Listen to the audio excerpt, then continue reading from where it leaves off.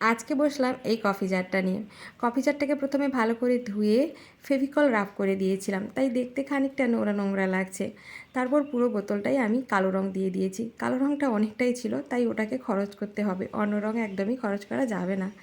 তো কালো রঙের ওপর হলুদ রঙটা একটু ভালোই ফুটবে, তাই জন্য একটু হলুদ রঙের ফুল আঁকার চেষ্টা করলাম। জানি না প্রথমে এটা কি ফুল হলো, একদম বিগড়েই গেছে।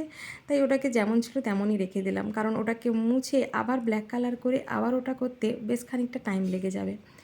তারপর অপোজিট সাইডে আর একটা ছোট্ট ফুল বানানোর চেষ্টা করলাম, মোটামুটি ওটা হয়েছে, ভালোই, খারাপ লাগছে না দেখতে। তারপরে দু সাইডে দুটো একটু ঘাসের মতন করে দিলাম, ব্যাস।